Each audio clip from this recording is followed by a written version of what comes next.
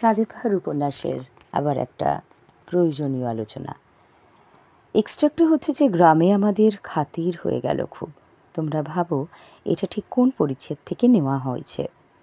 প্রশ্নগুলো এক এক করে বলি। 2-2-3-3-এর জন্য আমাদের বলতে কাদের বোঝানো হয়েছে, এখানে কোন গ্রামের কথা বলা হয়েছে, তাদের খাতির করবার কারণ কি ছিল, ওই গ্রামে তাদের কেমন কাটল।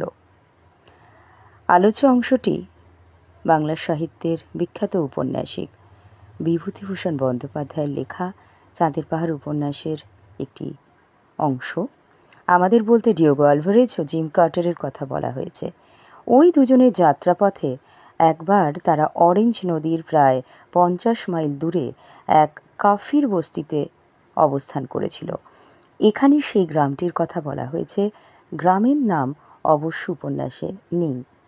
যে বস্তিতে তারা ছিল সেখানকার যে মোড়ল, তার মেয়ে পেটের যন্ত্রণায় হঠাৎ প্রচণ্ড অসুস্থ হয়ে পড়ে।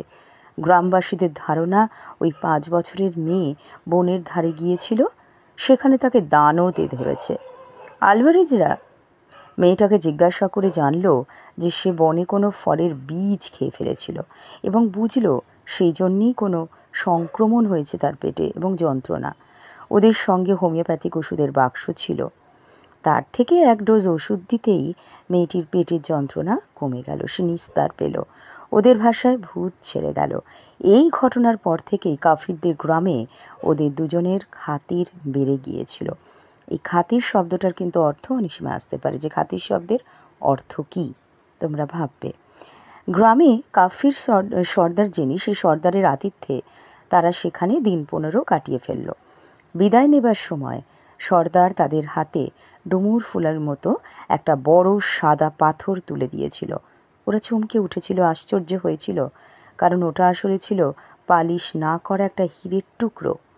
সর্দার জানালো, দূরে যে পাহাড়টা দেখা যাচ্ছে সেখানে ওই রকম অনেক সাদা পাথর আছে, তবে জায়গাটা ভালো নয়। ওখানে বনিব বলে কোনো উপদেবতা আছে। তাদের গ্রামেরই কয়েকজন সাহসী লোক বারণ না শুনে ওখানে গিয়েছিল একসময়। আর সাদা একজন মানুষও এসেছিল, কিন্তু কেউ ফিরে আসেনি। তাদের অবস্থা এমনই শোচনীয় হয়েছিল যে পরে আমরা বুঝতে পারবো। তাহলে এই আলোচনাটা তোমরা শোনো, আর যে পরিচ্ছেদ থেকে নেওয়া হয়েছে সেটা আইডেন্টিফাই করো, সেই পরিচ্ছেদটা পড়ো এবং খাতায় লিখে অনুশীলন করো। ভালো থেকো সবাই।